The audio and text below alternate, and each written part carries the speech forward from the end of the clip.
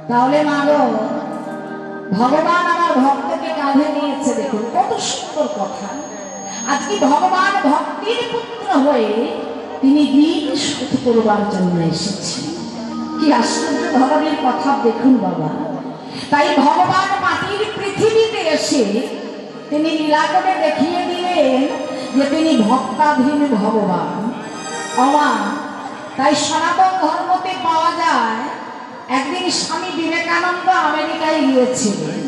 সেখানকার বিভিন্ন রাষ্ট্র থেকে জ্ঞানী গুণী ব্যক্তি যারা সবাই বিবেকানন্দকে প্রশ্ন করেছিলেন, আপনি ভারতবর্ষে সর্বপ্রথম বিএ পাশ করেছেন, আপনি বলতে পারবেন কোন ধর্মগ্রন্থ শ্রেষ্ঠ? মুসলমানদের কোরআন, খ্রিস্টানদের বাইবেল না হিন্দুদের গীতা? বিবেকানন্দ বললেন, আমাকে অপমানিত করবার জন্যই প্রশ্নটা করা হচ্ছে। বিবেকানন্দ বললেন, আমি মুখে বলবো না, দেখিয়ে দিতে পারি, আপনারা বুঝতে পারবেন। সবাই মিলে বলে উঠলেন, আপনি আমাদের দেখিয়ে দিন, ভালো করে বুঝিয়ে দেন। বিবেকানন্দ নাগো একের পর এক টেবিলের ওপরে ধর্মগুলোকে সাজাতে লাগলেন। সবার নিচে তিনি গীতাকে রেখেছেন, আর তার উপরে অন্যান্য ধর্মগুলোকে তিনি সাজিয়ে রেখেছেন। আমেরিকার একজন বাবু বলে উঠলেন, আপনি স্বীকার করছেন গীতা সবার ছোট, তাই আপনি গীতাকে সবার নিচে রেখে তার উপরে অন্যান্য ধর্মগুলো রেখেছেন কেন? বিবেকানন্দ বললেন, আপনার একটু বোঝার ভুল হয়ে গেল বাবা গো। একটা 80 বছরের একজন বয়োজ্যেষ্ঠ বাবা, তিনি তো পারবেন 5 বছরের একটা শিশুকে কাঁধে নিয়ে যেতে, হরিবল। কিন্তু 5 বছরের শিশু ওই 80 বছরের বয়োজ্যেষ্ঠ বাবাকে কাঁধে করতে পারবে? পারবে না। তাহলে যে সবাইকে ধরে রাখে সে কিন্তু সকলের বড়, আর গীতার কাঁধে চেপেছে সবাই, গীতা সবার বড়। আর মাগো গীতাকে টান দিলে অন্যান্য ধর্মগুলো সব পড়ে যাবে। আমাদের সনাতন ধর্ম, হিন্দু ধর্ম হচ্ছে সব ধর্মের বড় ধর্ম। এই ধর্মকে যদি মা কেউ টান মারে, সে আর থাকবে, হুড়মুড়িয়ে পড়ে যাবে। তাই আজকে অন্তর্যামী ভগবান ভক্তকে কাঁধে নিয়ে বাবা খেলা করছে। কেমন ভাবে খেলিছে বিনোদ খেলা সব সখাগণে, খেলিছে বিনোদ খেলা সব সখাগণে, খেলিছে বিনোদ খেলা সব সখাগণে।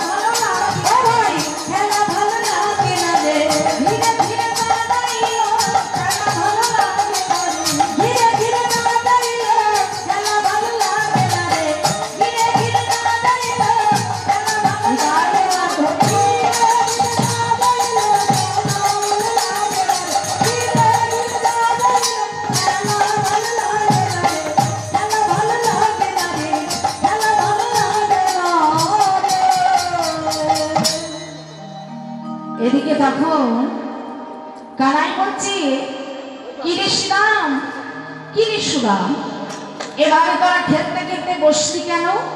শ্রীরাম বলছে, সন্ধ্যায় কানাই, আজকে কিন্তু আমরা কেউ খেলবো না। কানাই বলছে, কেন খেলবি না? বলে, কেন খেলবো না জানিস? আমাদের সবাইকে খুব পিপাসা পেয়েছে, আজকে আমরা কেউ খেলবো না। কানাই বলছে, ও পিপাসা পেয়েছে তাই তোরা খেলবি না? তবে শোন, তোরা এখানে বস, আমি যেখান থেকে পারি জল এনে তোকে দেব। যেই আমার কানাই বলেছি, মা তোরা বস, আমি জলে দেব, অমনি শ্রীরাম ছুটিকে কানাইয়ের হাতটা ধরে ফেলেছি। ও কানাই, আজকে তোকে দিয়ে আমরা কোনো কাজ করাবো না। কানাই বলছে, কেন করাবি না? বলে, কেন করাবো না জানিস? তোর মা যশোমতী রাতে স্বপ্ন দেখেছে তোকে নাকি বিষধর সর্প এসে দংশন করেছে।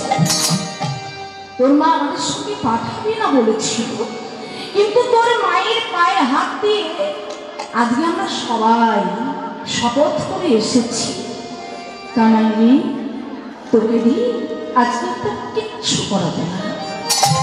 কানাই বলছে, অশ্রীরাম অশ্রীরাম, আমাকে দিয়ে যখন তোরা কিচ্ছু করাবি না, তাহলে তোরা জল পাবি কেমন?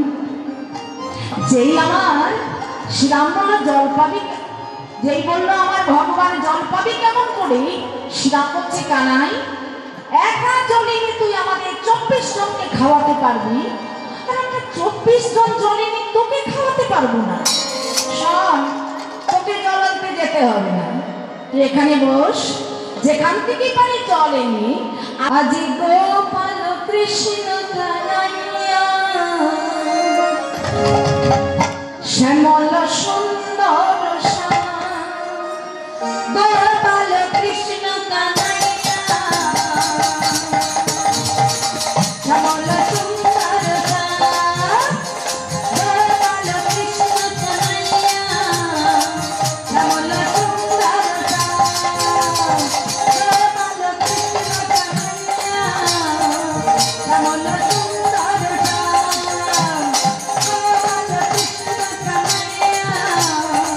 শ্যামল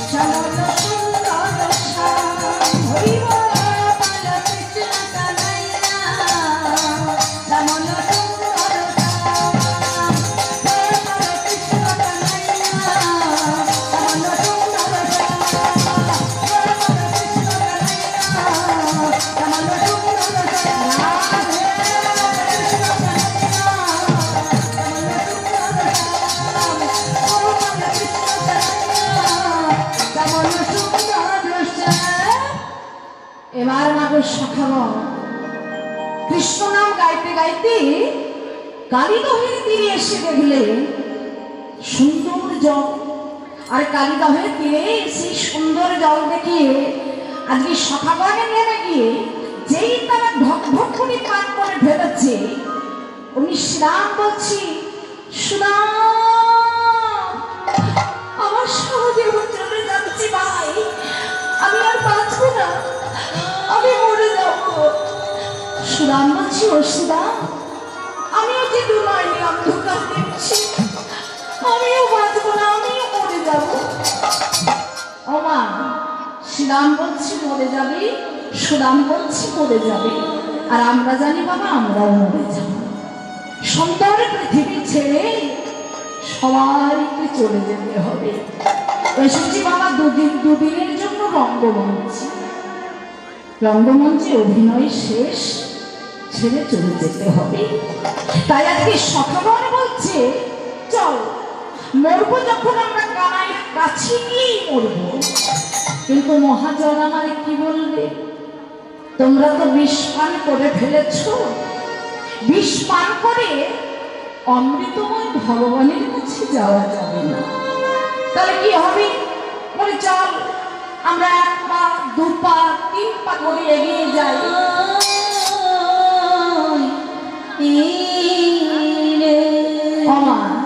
সখাগণে যেই আমার 1 পা 2 পা 3 পা ফেলেছি গো, মাটিতে পড়ে গিয়ে অজ্ঞান হয়ে গিয়েছে।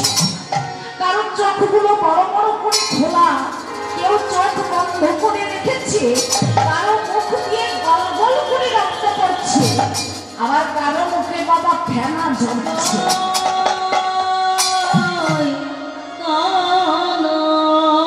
সখাগণ এমন বিষ পান করে ফেলেছে মা, সহ্য করতে না পেরে অচৈতন্য হয়ে ভূমিতে পড়ে আছে। কালিয়তম লীলাটি শ্রবণ করলে হবে। দেখুন এই লীলার মধ্যে কোথায় জীব শিক্ষাটা লুকিয়ে আছে। আজকে চৈতন্য চরিতামৃতে কি লেখা আছে বাবা? সাধু সঙ্গ সর্বশাস্ত্রে কয়, লবমাত্র সাধু সঙ্গ সর্বসিদ্ধি হয়। ও বাবা, সাধু সঙ্গ লবমাত্র সর্বসিদ্ধি হয়, অচৈতন্য হবে না। তাহলে সখাগণ কি এরা সাধু সঙ্গ করেনি বলে মানুষ উল্টে পড়ে আছে? আমি যদি কথাটা বলি ঠিক হবে না ভুল হয়ে যাবে? ভুল হয়ে যাবে। তাহলে আর সখাগণ আজকে ভগবানকে কথা দিয়ে কথা রাখতে পারেনি। তাই বলছে চৈতন্য চরিতামৃত বলে, সব আমি বলেছি সাধু সঙ্গ সর্বশাস্ত্রে কয়। পরের পৃষ্ঠাটাকে তুমি কোনদিন উল্টে দেখেছো? আমি কি বলেছি? আমি বলেছি কৃষ্ণ ভুলিয়া জীবনাদি বহির্মুখ, অতএব মায়া মারে দেয় কৃষ্ণ।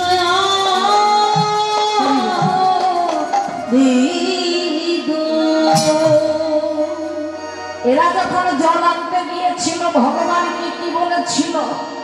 যেখান থেকে পারি জল এনে আগে তোকে দেব, তারপর আমরা পান করব বলেছিল।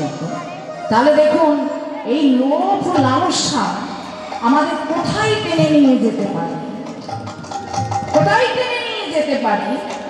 আজকে সখাগণ ভগবানকে ভুলে গিয়ে ঢক ঢক করে পান করেছিল বলে তাদের এই দুর্গতি। ভক্তমণ্ডলী ভক্তিমতী মায়েরা আমরাও কি কেউ ভগবানকে কথা দিয়ে কথা রাখতে পেরেছি? পেরেছি না, কেউ পারে না। দেখুন মায়েরা, হরিবল, দেখুন মাটি যদি ভালো হয় ফসল কেমন হবে? ভালো, ভালো হবে তো। কিন্তু এবার আপনারা একটু মন দিয়ে শুনবেন যে বলছে মাটি নয়, মাটি। এই মাটি যদি ভালো হয় সন্তানরূপী ফসল খারাপ হবে? মা হবে না।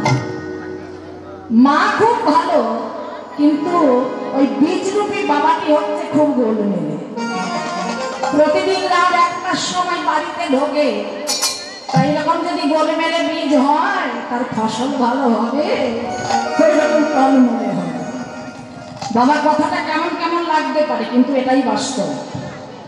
আপনি আচরণী ধর্ম জীবেদের শেখায়, আচরণ না করিলে ধর্ম শেখানো না যায়।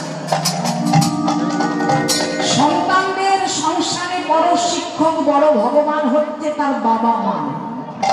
বাবা মা যেমন আচরণ করবে সন্তান তেমন শিখবে, সন্তান তেমন শিখবে। তাই আপনাদের কাছে করজোড় করে আমার নিবেদন, আপনারা যখন বাবা ভাগবত পাঠ শ্রবণ করতে যাবেন, হরিনাম সংকীর্তন শ্রবণ করতে যাবেন, বাড়ির ছেলে মেয়েদের সঙ্গে নিয়ে আসবেন। একটু মন দিয়ে শুনবেন। ওদের এদের সামনে বসাবেন, সামনে বসে ওরা দেখবে যে কীর্তনিয়া কৃষ্ণ কৃষ্ণ বলে কাঁদছে। কীর্তনিয়া দুটো বাহু উত্তোলন করে বলছে নিতাই গৌর প্রেমানন্দে। ওরা সামনে বসে দেখতে দেখতে বড় হয়ে জেনে যাবে বোধহয় কৃষ্ণ বললে কাঁদতে হয়, কৃষ্ণ বললে কাঁদতে হয়। আমরা যেদিন মাতৃগর্ভের মধ্যপদে হেডমুন্ডে ছিলাম সবাই ভগবানকে কথা দিয়েছিলাম, প্রভু ত্রিলিঙ্গের দর্শন সহ্য হচ্ছে না, প্রভু তুমি আমাকে ভাবে পাঠিয়ে দাও। ভগবান বলেছিলেন ওই ভাবে গিয়ে কি করবে? বলে ভাবে গিয়ে তোমার সেবা করবে। এই হস্ত দুটো দিয়ে আমি তোমার সেবা করব, এই চরণে দুখানি দিয়ে তোমার তীর্থে তীর্থে ভ্রমণ করব, তীর্থে তীর্থে ভ্রমণ করব। এই নয়ন দিয়ে তোমার বিগ্রহ দর্শন করব, বিগ্রহ দর্শন করব। আর এই কর্ণ দিয়ে তোমার হরি গুণগান বদনী দিয়ে আমি তোমার হরি গুণগান গাইব, হরি গুণগান গাইব। মাগো যেদিন আমরা মাতৃগর্ভ থেকে মায়ার জগতে এলাম, ভগবানকে দেওয়ার কথা সবাই ভুলে গেলাম। মায়ার সংসারে পড়ে শুধু আমার আমার আমার ঘর, আমার বাড়ি, বিষয় সম্পত্তি সবকিছু আমার। ভগবান ঘরে পাঠিয়েছেন আমার আমার করবার জন্য না, সেবা করবে বলে। তাই তো ভগবান বললেন সংসার অবশ্যই করবে, কিন্তু সংসারে থেকে আমার নাম বলতে হবে সদা সর্বদা। জীবনের কোনো গ্যারান্টি আছে? নেই। আমি তো এই মুহূর্তে দাঁড়িয়ে আপনাদের সামনে কথা বলছি, আবার নাও থাকতে পারি, চলে যেতে পারি। তাহলে জীবনের কোনো গ্যারান্টি আছে? কোনো গ্যারান্টি। তাই তো আমাদের সবার সর্বদা ভগবানের নাম বলতে হবে। নিতাই গৌর হরি হরি। তাই আজকে অন্তর্যামী ভগবান সখাগণকে বাঁচানোর জন্য তিনি যোগমায়াকে স্মরণ করে সখাগণের বদনী দিয়ে তিনি বিষটাকে তুলে নিলেন। এবার আমি বলবো প্রভু, আমি বলবো প্রভু, তুমি তো অনাদিরাদি গোবিন্দ ঈশ্বর পরম কৃষ্ণ। শ্রীরামকে ছুঁয়ে দিলে শ্রীরাম বেঁচে যাবে, সুরামকে ছুঁয়ে দিলে সুরাম বেঁচে যাবে। তুমি ছুঁয়ে দিলে যদি কাজটা হয়ে যায়, যোগ মায়াকে ডাকলে কেন? ভগবান বললেন আরে শোনো, আমি শ্রীরামকে ছুঁয়ে দিলে শ্রীরাম বেঁচে যাবে, সুরামকে ছুঁয়ে দিলে সুরাম বেঁচে যাবে, কিন্তু তোমার মতো যে অধম নিঠু দাস অজ্ঞান হয়ে ভূমিতে পড়ে আছি, আমি তো তাকে ছুঁতে যাব না। শিবাজকে কেমন করে? ভক্তমণ্ডলী, ভক্তিমতী মায়েরা, ভগবান নিজ মুখে বললেন গুরু ছাড়ি গোবিন্দ ভজে সে পাপী নরকে মরে। আগে গুরুকে ভজতে হবে, গুরুকরণ করতে হবে। তাই তো সেটা করবো কখন? আমি ভাবলাম আমার ছেলের বয়স এখন 5 বছর, এখন কি দীক্ষা হবে? শাস্ত্র কি বলছে বাবা? বাল্যকালে ভজে কৃষ্ণ, কৃষ্ণ পাওয়ার আসে, কৃষ্ণ পাওয়ার আসে। যৌবনেতে ভজে কৃষ্ণ, আসে কি না আসে, আসে কি না আসে। আরে বার্ধক্যে ভজে কৃষ্ণ, ওই জমের কর আসে।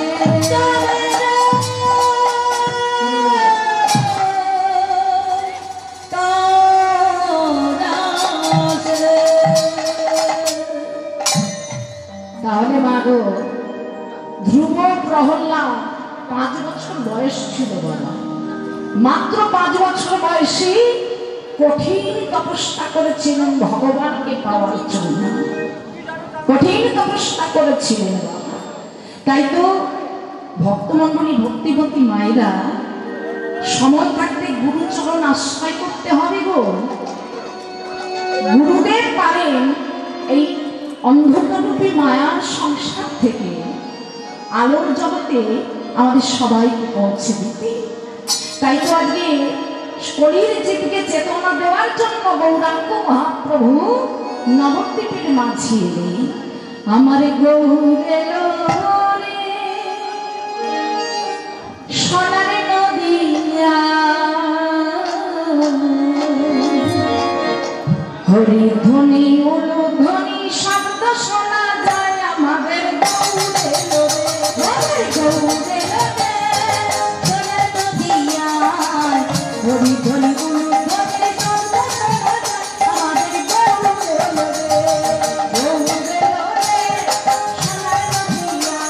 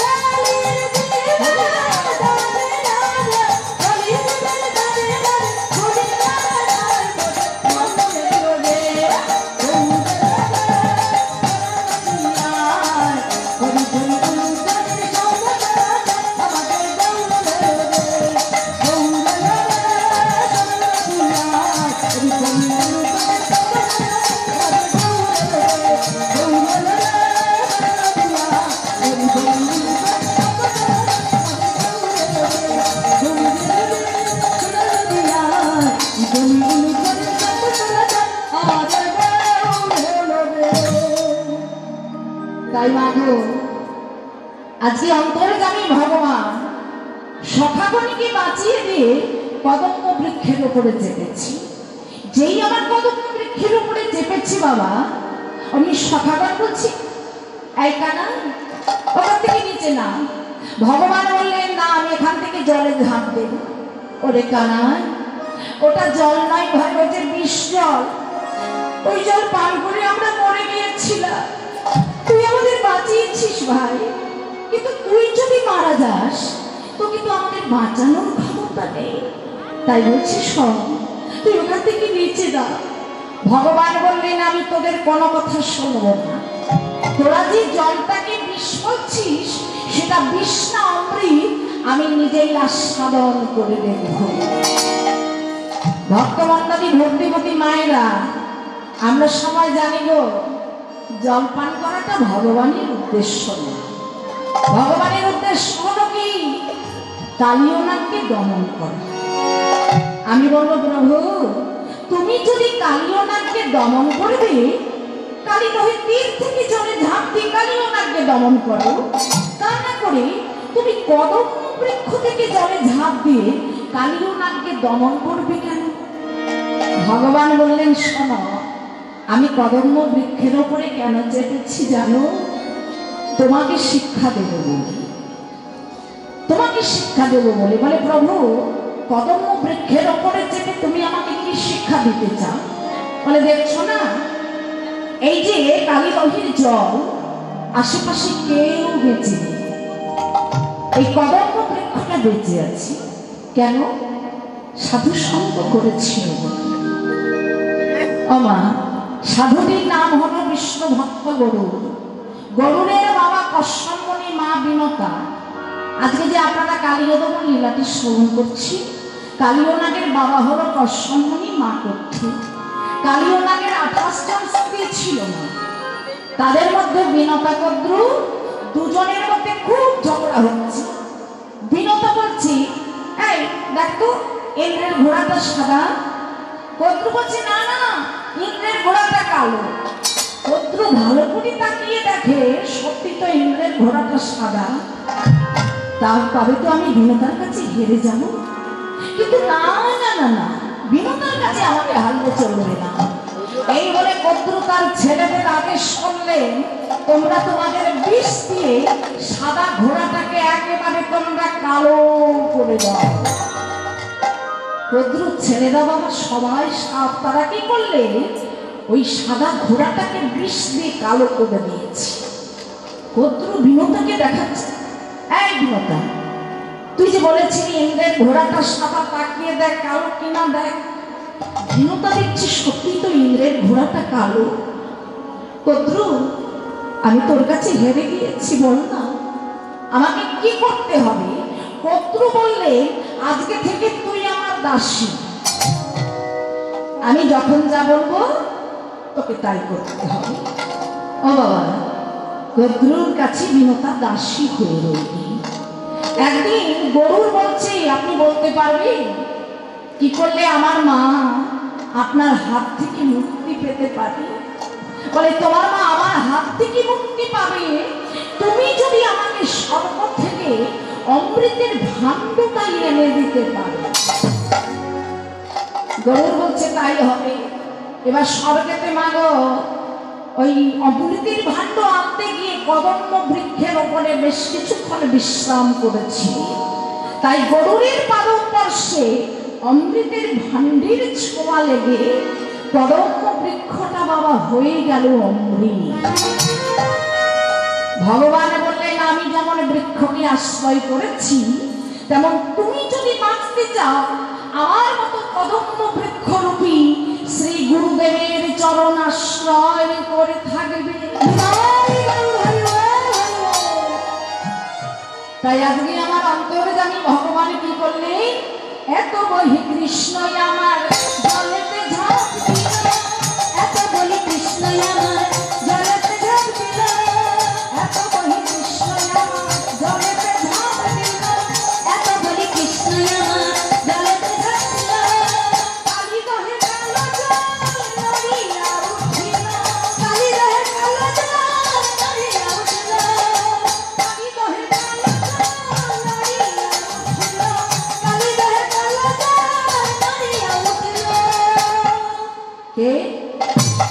কে আমার এই জলের উপর ঝাঁপ দিয়েছে, যার জন্য জল এত আলোড়িত হচ্ছে।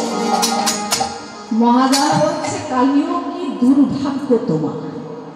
আরে তুমি চোখের সামনে ভগবানকে চিনতে পারছো না।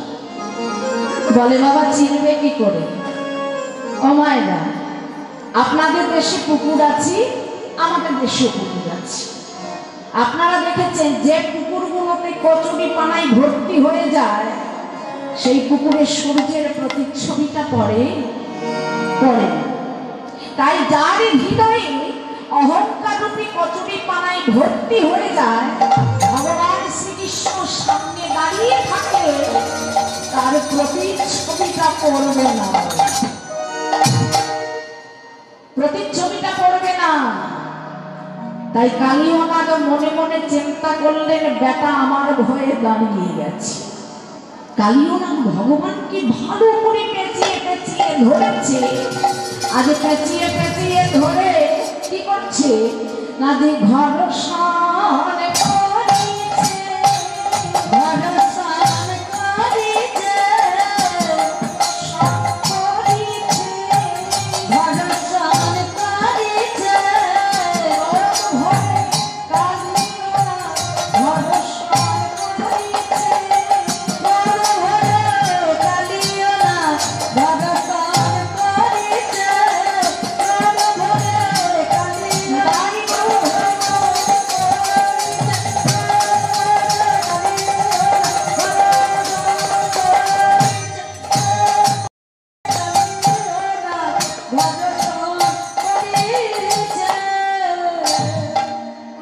আজকে কালীয়নাগ মাগ যতই ভগবানকে ধর্ষণ করছে, কালীয়নাগের মুখ থেকে গল গল করে রক্ত পড়ছে। কালীয়নাগের বাবা, কালীয়নাগ মনে মনে চিন্তা করলেন, দেখি আমি একে মারবার জন্য ধরলাম, আর আমার দেহ থেকে রক্ত পড়ছে কেন? মহাজন বললেন, কালীয়, তুমি যাকে ধরেছ সে তো পাথর হয়ে গেছে। আর কেউ যদি পাথরের দেহটাকে ধর্ষণ করে, পাথর ক্ষয়ে যাবে না, বরং এই দেহটা ক্ষয়ে যাবে, দেহটা ক্ষয়ে যাবে। আজকে আবার কি করলেন কালীয়নাগ, মনে মনে চিন্তা করলে, একে ধর্ষণ করে হবে না, একে একবার আমি দংশন করে দেখি। ভগবানকে যেই আমার কালীয়নাগে দর্শন করলো মা, কালীয়নাগের বিষ দাঁতগুলো ভেঙে সব ভূমিতে পড়ে গেছে। কালীয়নাগ মনে মনে চিন্তা করলেন, আমার সমস্ত শক্তি শেষ হয়ে গেছে, এবার আমাকে এখান থেকে পালাতে হবে, পালাতে হবে। কিন্তু মহাজন আমার ভগবান কি বললে, কালীয় পালিয়ে গেলে হবে না, আমি বলেছি তুমি যদি আমার চরণে দাও মন, তবে তুমি পাবে দয়া, পালিয়ে যাবে। চলো, তুমি যেখানে যাবে আমি তোমার সঙ্গে সেখানে যাব, বরং তোমাকে দমন করি। আমাকে উপরে যেতে হবে, উপরে সখাগণ সবাই তারা আজকে কানাই কানাই বলে কাঁদছে। তাই আজকে মা যশোমতী আমার নন্দ মহারাজকে বলছি, ও গোপাল রাম বিনে সখাগণ শোনে, আমার গোপাল আছে বনে। ওই নমন রাম বিনে সখাগণ শোনে, গোপাল আছে বনে। নন্দ মহারাজ বলছে, যশোদা আমাদের বলরাম যায়নি বলে গোপালের এমন দুর্ঘটনা ঘটলো, চলো চলো সবাই মিলে গোপালের খোঁজে যাই। চলো সবাই মিলে মা গোপালকে খুঁজতে খুঁজতে চললেন কালীবাহের তীরে। কালীবাহের তীরে গিয়ে আজকে মা যশোমতী শ্রীরামকে দেখতে পেয়ে বলছি, এই শ্রীরাম, আমি তোদের সবাইকে দেখতে পাচ্ছি বাবা, কিন্তু আমার নয়নের মনে গোপাল কোথায়? আমি তাকে দেখতে পাচ্ছি না, বল না আমার গোপাল কোথায়? আজকে মা যশোমতী আমার কেঁদে কেঁদে বলছি, গোপাল, গোপাল রে সারা দে গোপাল সারা দে হরি গোপাল গোপাল রে হরি গোপাল সারা দে গোপাল সারা দে অভাগিনী মাঝে ধোকারে কাঁদে অভাগিনী মাঝে তো ধোকারে কাঁদে অভাগিনী মাঝে তো ধোকারে কাঁদে অভাগিনী মাঝে তো ধোকারে কাঁদে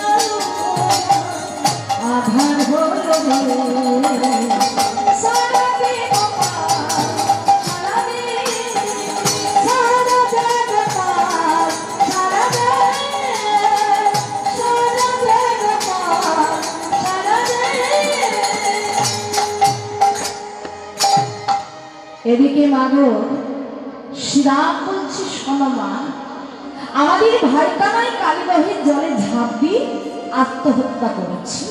এই কথা শোনার সঙ্গে সঙ্গে মা যশোমতী ছুটে গেলেন কালীবাহীর জলে ঝাঁপ দিয়ে তিনিও আত্মহত্যা করবেন। আজকে সুবল ছুটে চলেছে বলরাম দাদাকে ডাকতে, গিয়ে বলছি বলরাম দাদা আমাদের মা যশোমতী কালীবাহীর জলে ঝাঁপ দিয়ে আত্মহত্যা করবেন বলে চলেছে। আজকে বলরাম ছুটে আসছে মাকে রক্ষা করবেন বলে। গুরু যেমন পারে শিষ্যকে রক্ষা করতে, আজ বলরাম চলেছে মাকে রক্ষা করবেন বলে। গিয়ে বলছি মা, ও মা তুমি আত্মহত্যা করবে?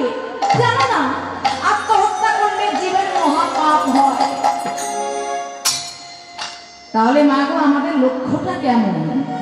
আমরা ভগবানকে দেখতে পাচ্ছি না, না শিশুর নিহারি লক্ষ্য মাতৃস্তনপানে, মাতালের লক্ষ্য মদিরা সন্ধানে, সতী খুঁজে পুঁজি বাড়ে পতির চরণ, পুরোটার লক্ষ্য হরে কৃষ্ণে করণ, বাদরের লক্ষ্য শুধু ফলেরও বাগান, আর শকুনের লক্ষ্য শুধু দুর্ভাগারের সন্ধান, শ্রীগালের লক্ষ্য শুধু মৃত দেহ নিয়ে টানাটানি, আর নিন্দুকের লক্ষ্য শুধু পরনিন্দা জ্ঞান, জ্ঞানীর লক্ষ্য শুধু তর্ক উপার্জন, আর ভক্তের লক্ষ্য শুধু শ্রীহরির দানা দুই। তাই বলরাম বলছে মা গো তুমি ধৈর্য ধরো, তোমার গোপাল এক্ষুনি আসবে। আজ অন্তর্যামী ভগবান কালীয় নাগকে দমন করছেন। কেমন করে দেখুন, আজ কালীয়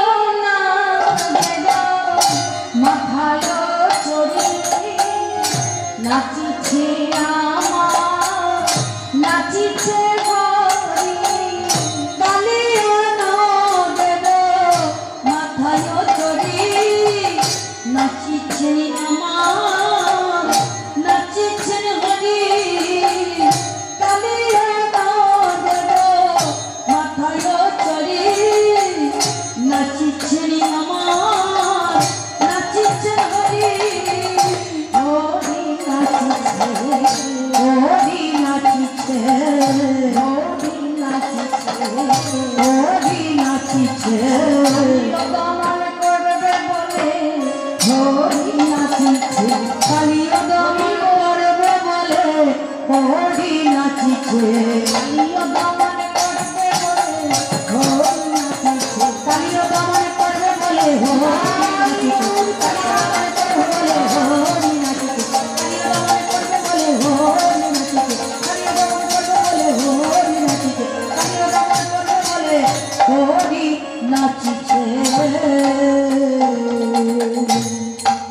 অন্তর্যামী ভগবান যেই মাগো কালিও নাগের মস্তকের উপরে নৃত্য করলে কালিও নাগের মুখ থেকে গলগল করে রক্ত পড়ছে। কালিও নাগের 5 জন পত্নী, তাদের মধ্যে সুবলা বলে উঠলে ত্রাহিমাং প্রভু ত্রাহিমা রক্ষমা রক্ষা করো প্রভু রক্ষা করো। ভগবান বলে আমি তোমাদের স্বামীকে ছেড়ে দেব, আমার একটা প্রশ্নের উত্তর দাও তো। সারা জগৎ যেন আমাকে শ্রদ্ধা করে, তারা আমার চরণে কি দেয়? গঙ্গা জল আর তুলসী পত্র। আর দেখো তো তোমার স্বামী আমার চরণে কি দিয়েছে? দেখে কালিও নাগের যত বিষ সব ভগবানের চরণে। সুবলা বলে প্রভু তুমি যদি আমার স্বামীকে অমৃত দিতে, সে তোমার চরণে অমৃত দান করত, কিন্তু প্রভু তুমি তাকে অমৃত না দিয়ে বিষ দিয়েছ, তাই সে তোমার চরণে বিষ দিয়েছে। ভগবান বললেন তোমাদের স্বামীকে আমি ইচ্ছে করে বিষ দিই না, তোমাদের স্বামী নিজ কর্মের গুণে বিষ অর্জন করেছে। তবে শোনো, তোমাদের স্বামী ছিলেন পূর্বে চন্দ্রবংশের রাজা চন্দ্রধ্বজ। অমা চন্দ্রধ্বজের শূলব্যাধি ছিল। শূলব্যাধির জ্বালা যন্ত্রণা রাজা চন্দ্রধ্বজ সহ্য করতে পারছেন না। মনে মনে স্থির করেছিলেন অগ্নিকুণ্ডে ঝাঁপ দিয়ে তিনি আত্মহত্যা করবেন। রাজা চন্দ্রধ্বজ অগ্নিকুণ্ডে ঝাঁপ দিয়ে আত্মহত্যা করবার জন্য চলে। আর এদিকে নারদ মুনি আসছে রাধাকৃষ্ণের গুণগান গাইতে গাইতে। জয় জয় রাধা রমণ হরি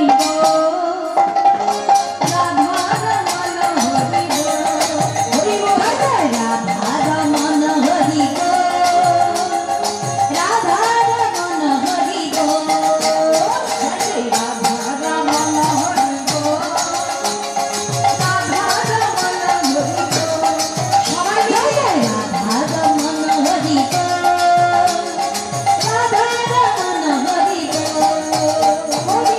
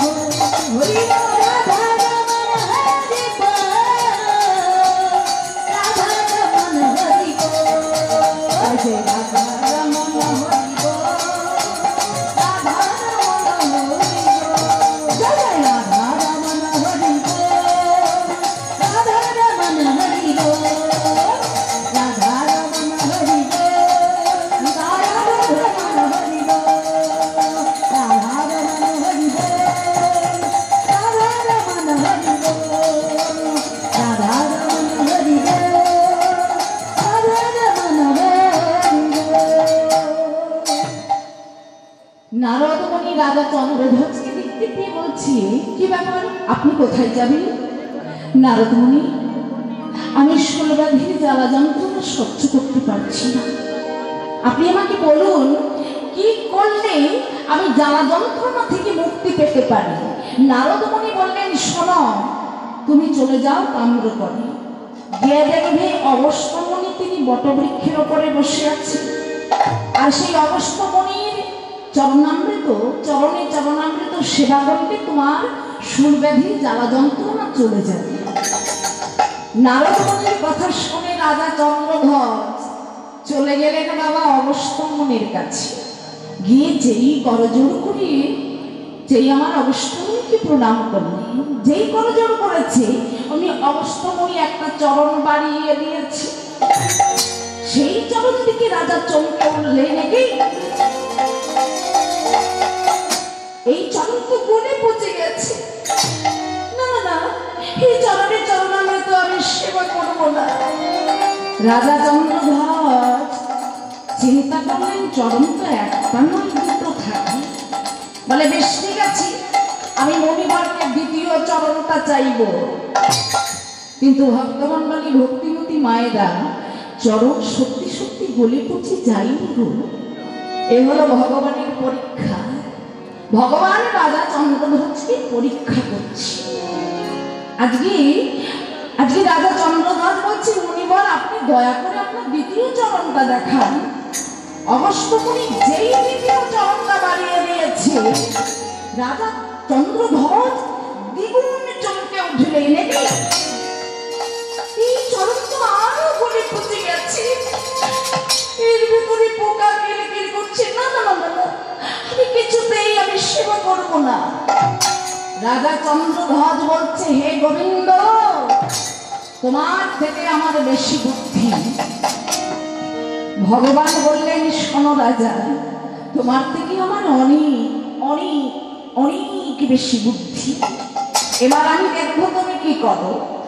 রাজা চন্দ্রধ্বজ কোথা থেকে একটা মাটির ভাণ্ড এনেছে, এনে অগস্ত্যমুনির চরণের নিচে রেখে ধীরে ধীরে চরণে জল ঢালছে, যাতে চরণের ওই নোংরাগুলো ভাণ্ডের ভেতরে গিয়ে না পড়ে। চরণে জল ঢালা শেষ, এমন সময় চরণ থেকে একটা পচা গলা মাংসের টুকরো টপ করে ভাণ্ডের ভেতরে পড়ে গেল। রাজা বলছি, এ বাবা, একটা পচা গলা মাংসের টুকরো পড়ে গেল, এবার আমি কি করবো? বলে, আমার এখনো বুদ্ধি আছে। এই বলে রাজা কোথা থেকে একটা শুকনো গাছের কাঠি এনে ভাণ্ডের ভেতরে ঢুকিয়ে যেই না মাংসের টুকরোটা ছুটে যাবে, অমনি মাংসের টুকরোটা জলের ভেতরে গুলে গেল।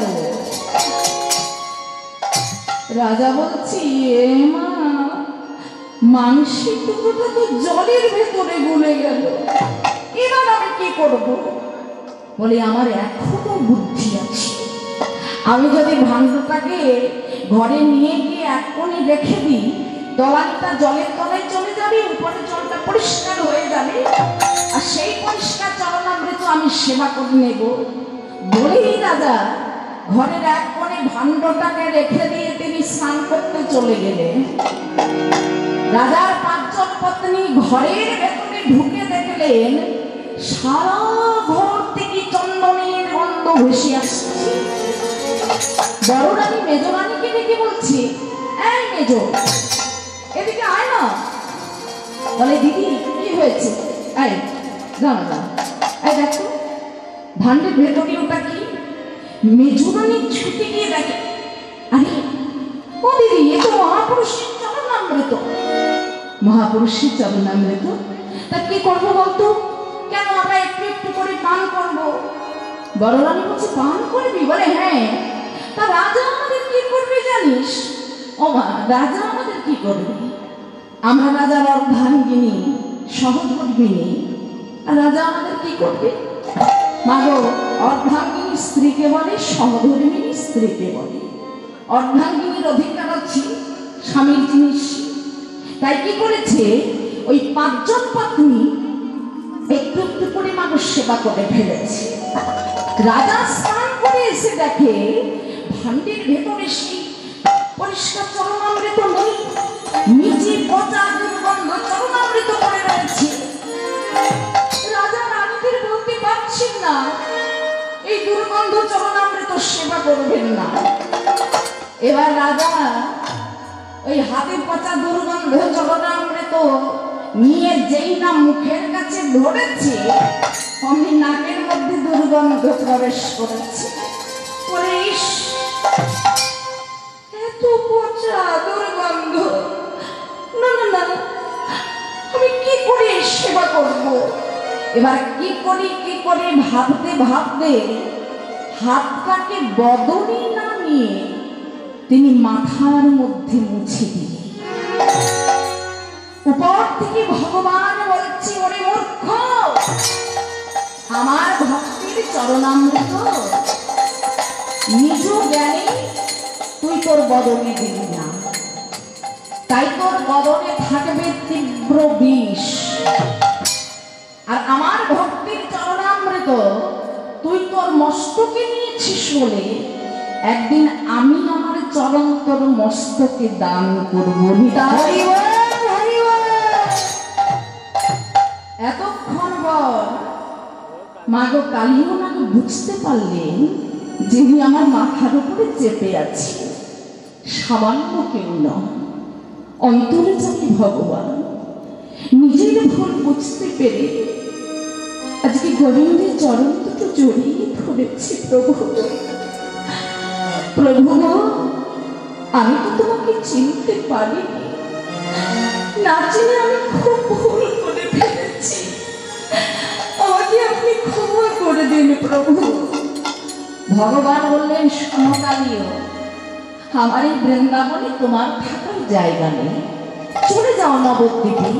সেখানে যদি গরুর তোমার কোনো ক্ষতি করতে চায়, মাথা নিচু করে আমার চরণের চিহ্নটা তাকে দেখিয়ে দেবে। কালীয়নাগ বৃন্দাবন ছেড়ে চলে গেলেন বাবা। অন্তরে জানি ভগবান কালীয়নাগকে দমন করে জলের উপরে ভেসে উঠেছে। আর যেই না জলের উপরে ভেসে উঠেছে, মা যশোমতী ছুটে এসে প্রাণীর গোপালকে কোলে তুলে নিলেন।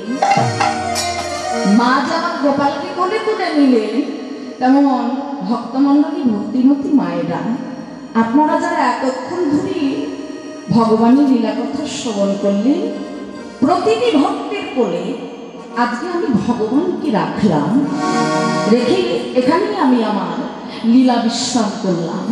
নিতাই গৌর প্রেমানন্দে হরি বল, হরি বল, হরি বল। যশোমতীর কোলে আজি বসনা এসে কানাইয়ার